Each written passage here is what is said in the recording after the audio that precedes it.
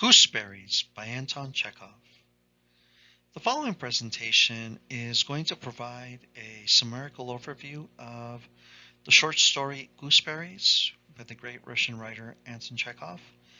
And at the end, I'll provide a very concise analysis and reflective interpretation of Gooseberries.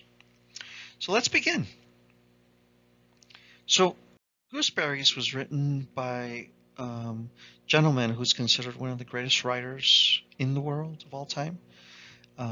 Russian writer. He did meet the great Leo Tolstoy, writer of War and Peace, Anna Kournikova, another great writer. Now, the interesting thing about Chekhov is that he was also a doctor, right? And this leads him to give insight into that quote that says, "Medicine is my lawful wife, and literature my mistress." I mean, very clever with words. What he meant by that quotation is Chekhov was generally a very successful doctor. I mean, he was certainly requested by many of his fellow Russians. He was born in a Russian town. Can't remember the exact pronunciation of the town, Taganrog or something along those lines. But anyways, when his father, who was described by Chekhov, considered a very hypocritical, abusive husband to his mother, he says that he was building this house and got cheated, I guess, by the contractor or whoever was building it. So he put himself in debt, and they fled. They fled over to Moscow, and so the family moved, whereas Chekhov stayed in his hometown to finish his studies and sell off the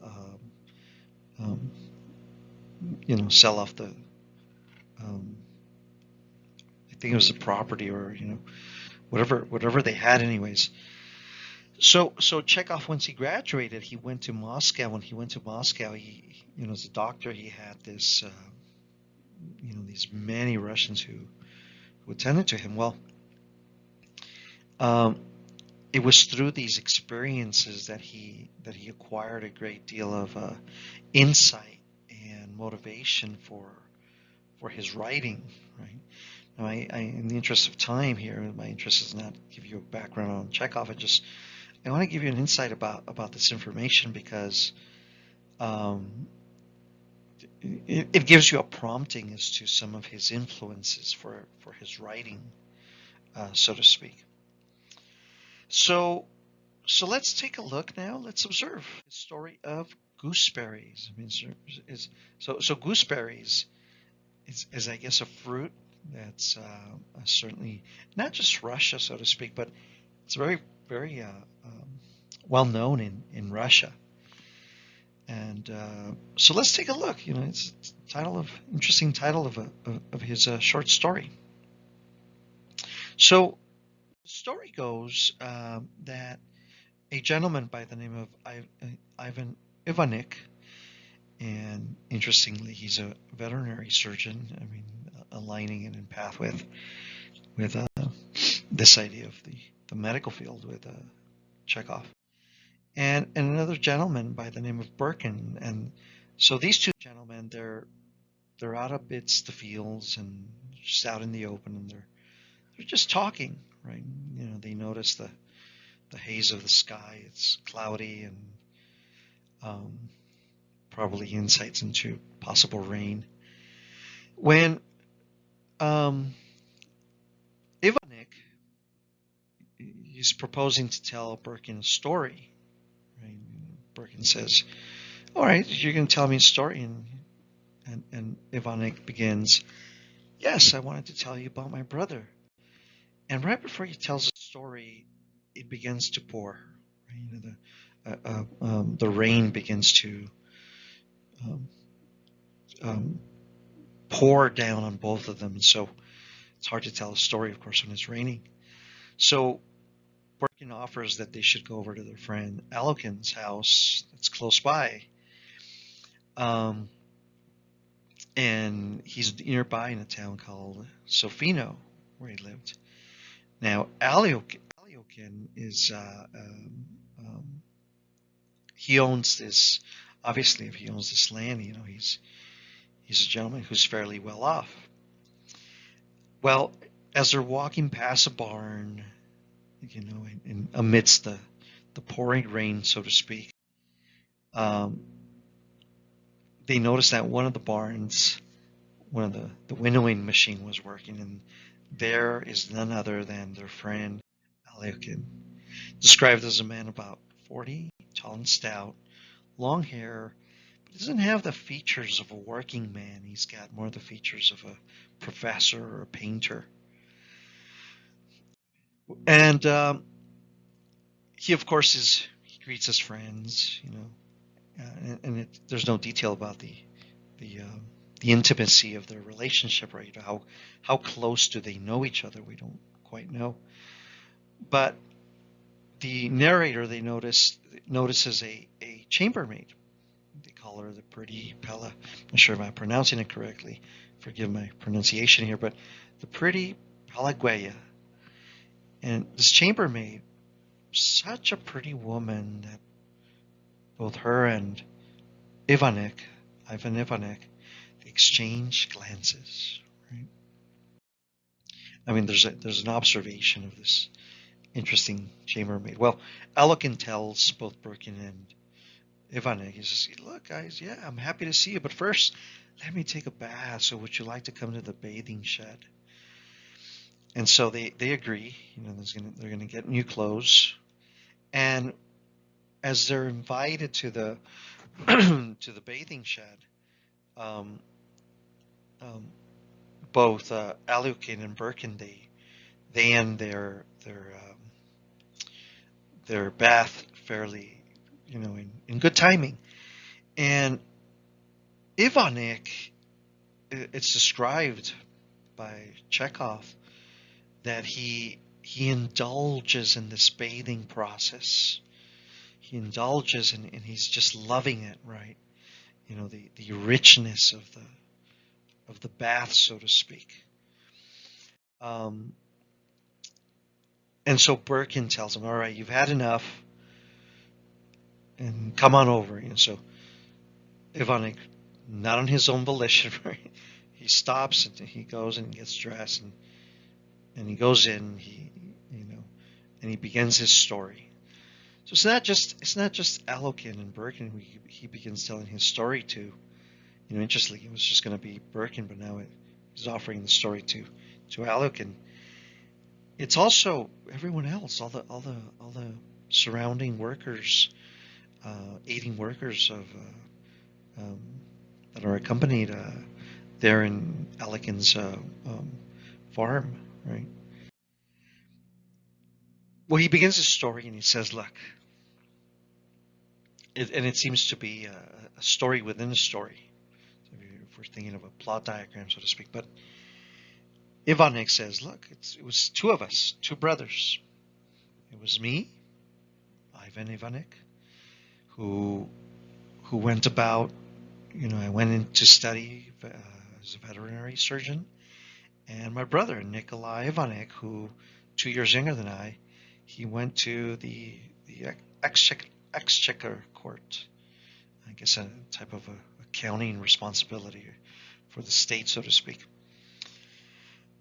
Well, quick background on the story between Ivan and Nikolai. And he says, "Look, we had a father. He left us his title of nobility. He left us a small estate. Well, when father passed away, it's great that he left us the estate, but then we had to sell it to pay off all his debts." And he goes about this description of growing up in the country. And he says, if you're growing up in the country, you're never truly going to be a townsman. It's like if you're there as laboring amidst the sense of nature in the countryside, this counter with the town, it's going to disagree with you, right? And you can argue he's inferring a little bit towards his brother, who was previously noted that he worked for the executor court. Well, he goes about this description, and he says, "Look, here's my brother, and he was working here for the state, and little by little, he gathered this idea to buy a small farm somewhere by the bank of a river or a lake." And he says, "Look, you can't do that, right? You grow up in the countryside, and you go, and there's a bit of irony, right? A little touch of irony here with the description. Here you are in the town, but then now if you want to go over to the farm, it's not life. It's egocentric. It's lazy, right? He even says it's a type of monasticism, right? Monasticism without action. A man needs the whole earth, all nature, where in full liberty he can display all the properties and qualities of the free spirit." So now he adjusts the story a little bit, where it's not, just as they grew up in the estate of their father. It's not just growing up in the country in one particular place. It's now this type of freedom of all of nature, and we'll make a little bit more sense of that in his story as we go on. Well, he goes about his brother, and he starts describing, "Look, here's my brother, and he's thinking about owning his own estate. Here are the things he's going to have in it. He's going to have a farmhouse. He's going to have a cottage. He's going to have a vegetable garden, and he's going to have a gooseberry bush." And he keeps at it with a slight critique of his brother, that once he gets a fixed idea, there's nothing to be done.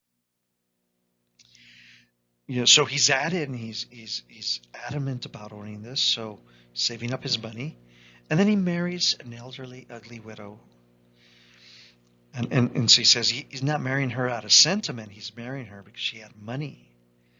So she had this first husband where she was generally taken care of, but with her second husband being her brother Nikolai, she didn't even have black bread, right? She pined away in her new life, and shortly thereafter passed away, right? So a slight critique on Nikolai by Ivan Nivanik. Well, he says his brother raised a mortgage. He bought 300 acres with a farmhouse, a cottage, and a park. But, and here's the critique of it, there was a river, but the water in it was coffee-colored because the estate lay between a brickyard and a gelatin factory. So he ordered 20 gooseberry bushes and settled down to a country life. So, here's the brother, and he's got his dream about it, and it used to the narrative previously, right? The intricacy of the story of, obviously I can't give you the whole story here in this presentation, but initially Ivanek was like, brother, you can be whatever you want to be, so to speak. But then with these slight adjustments, right? The critique of, if you're in the country, you can't be in the town. So there you are in the town then, and now his dream of owning his own farmhouse, it's compromised by, it's not compromised directly, but it's compromised in Ivan's eyes as there's these variables that your estate isn't gonna quite be the pretty picture that you're assuming, right? So, regardless, Nikolai has his own estate, and Ivanek, he goes visits him. Here, the name of his estate. Again, I forgive my pronunciation of it. Shimbarshob corner, or Himalaysko. Again, I apologize for the pronunciation, but there he has his estate, and he goes visits him. And really interesting, his description of things is again continuously critical. Remember, he's telling the story to Alakai and Birkin. And he says, look, I confronted this dog, fat as a pig. Then I confronted a cook, fat as a pig, you know. And then he gives this really interesting description of his brother.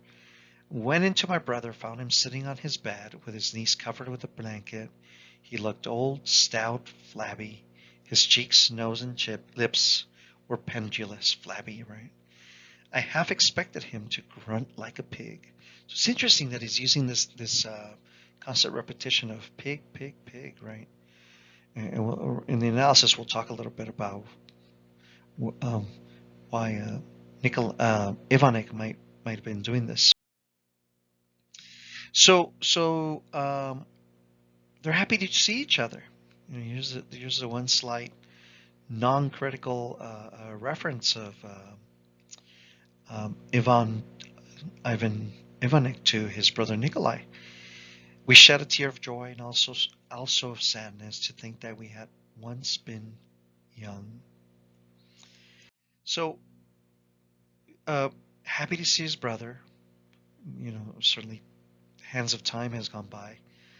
And he describes his brother. He says, look, he was no longer that poor, tired official, now a real landowner, person of consequence. He had already gone to law and with the parish and the two factories, and was much offended if the peasants did not call him your lordship. So he's referring to his brother now as this, you know, this person of influence, right? But with this slight touch of critique still, offended if the peasants did not call him your lordship, as if to, you know, this type of tyranny of sorts, right? Um, well, here comes the cook, gives him some gooseberries on the table. They're Nikolai's own gooseberries, mind you, and they both eat them, right? And so Nikolai expresses how good they are, and Nikolai is loving them, right? He loves his gooseberries. He's happy. He's proud. A sense of fulfillment that this is, you know, what he's tasting is a product of his own farm, so to speak, his own estate, so to speak. Now, Ivanek gives a different description of them. He says, no, they weren't sweet. You know, here's this gooseberry. It was hard and sour, but as Pushkin, referring to a previous Russian writer, very notable previous Russian writer, says, the illusion which exalts us, a really interesting quotation, the illusion which exalts us is dearer to us than 10,000 truths. I saw a happy man, one whose dearest dream had come true, who had attained his goal in life, who had got what he wanted, and was pleased with his destiny and with himself. In my idea of human life, there is always some alloy of sadness. But now at the sight of a happy man, I was filled with something like despair. So he disagrees with his brother's reaction to the gooseberries. His brother's very happy with the flavor. You know, he's happy. And if you're, you know, you'd imagine if you see your brother in that state. I'm not quite certain. We're not quite, us as readers, it's really interesting the way Ivanek is not simultaneously happy to see his brother happy, right? But the ending there, that this part of the text is interesting because he says, you know, even in there's a sense of sadness in observing this idea of human life, but when I see a happy man, I gather this despair. And so this is telling, because he's not comfortable with this idea of happiness.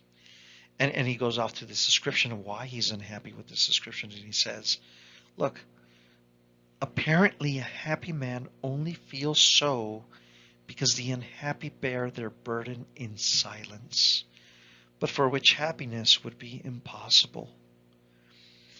So his brother, you notice that his brother didn't necessarily inherit this estate. His brother didn't necessarily, and he didn't acquire this estate necessarily um, unethically, maybe with the slight exception of marrying a wealthy widow. But aside from that, Nikolai did not obtain his estate wrongfully. I mean, he saved his money. He did marry the wealthy widow, and he worked for it, right? You can make the argument that he worked hard for it, but Ivanek is saying, look, he's only happy because the unhappy bear their burden in silence. Well, interestingly, the text also describes Nikolai's treatment of his workers. He gives them vodka. He gives them certain goods. He doesn't. Ivanek's description of him being called a lord, so to speak. There's a slight contrast with the descriptions of how he treats his workers, but also the way Ivanek describes that Nikolai wishes to be called, right, and that he's unhappy about it. Well, there's a little slight contrast between the perception of maybe the truth and the assumed truth. So this is interesting. Okay, and he keeps at it with Ivanek is at it with this idea of happiness, and he says, nothing is more dreadful to see than the sight of a happy family sitting around a table having tea. We have to ask yourself, why is that wrong? What in the world why is it dreadful for a family to be sitting around the table happily sipping tea? Why? I mean, it's really interesting the way he's describing it. So we'll get at it here in a little bit, and we'll get insight as to why what Chekhov's trying to get at with the description of with this narrator Ivanek's description of his brother. So he's mentioning this idea of happiness. He's uncomfortable with it, right? It's not right. And mind you, it's not just anybody's happiness, it's his own brother's happiness. So he says, here I am, in this idea of happiness, and the happy are only happy because there's the unhappy people, right, who have to bear the burdens in silence, so to speak. And then he asks, why do we wait? As if to infer this type of revolution. It's a type of class insight into it, right? Why do we wait? Why do the not so wealthy, why do they have to bear this? And I'm going to say oppression, but there's no obvious oppression being mentioned, so to speak. And he says, if I was young, right? So it's like he's being critical, but he's not acting upon it. So this is interesting, right? This is like an actionless, critical man, right? And Ivanek himself expresses how he too was once happy, and that's not okay for him to have been unhappy about it. Well, he goes at it. He says, happiness does not exist, nor should it. And if there is any meaning or purpose in life, they are not in our peddling little happiness, but in something reasonable and grand. So it's like Ivanek has this revolutionary type of ideal, right? Now it's very idealistic because he's not acting on it. He's just speaking about it. But he says, look, we can't just be at ease with this idea that you've got this class of people, these estate owners, and they're very happy, but then you have the workers and they're unhappy. And, and, and of course, they're not expressing themselves. They're doing it in silence. They're burdening this, unmentioned oppression in silence. That's just wrong. There's got to be something. Well, he's at this stage of the story, as he says this, he goes about to Aliukin,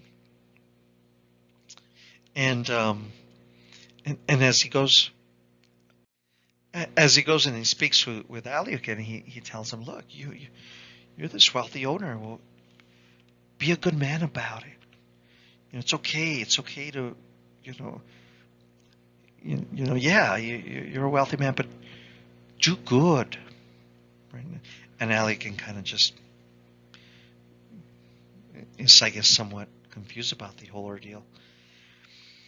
Well, anyways, Chekhov goes on to describe how the surrounding listeners or their workers are kind of not too happy with this story because they wish they listened to something a little bit more pleasant. And Aliukin excuses himself, and they all go about to sleep.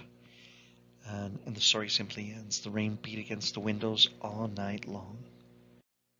So that's the sum of the story, right? I mean, so it's really interesting. So let's look at a brief analysis of Chekhov's writing. I'm going to argue that Chekhov um, is writing with a type of implied, inferred, not inferred. It's, and I guess even not implied. I mean, it's very directly there. He's got a dialectics on class. Class, the hierarchy of class structure, the rich and the poor. And in case you're not aware of this word dialectics, it's you're trying to get to a truth by means of two contrasts.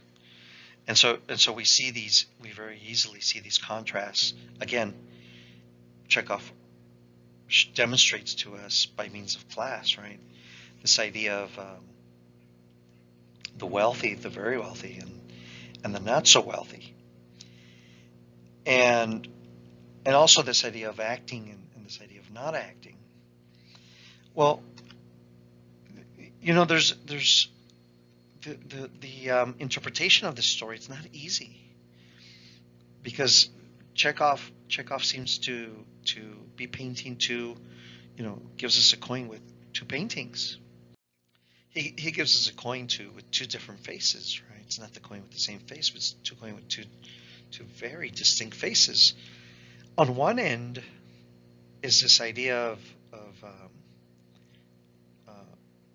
of achieving your dreams, right? As in the case of Nikolai, as in the case of Aliukin. They're both successful people. They both have their estates. And maybe this is the reason why Aliukin didn't react so, with more enthusiasm to Ivanik's story, because he is, in a way, Nikolai. He is the gooseberry eater who's going to say, these are great, these are delicious, right?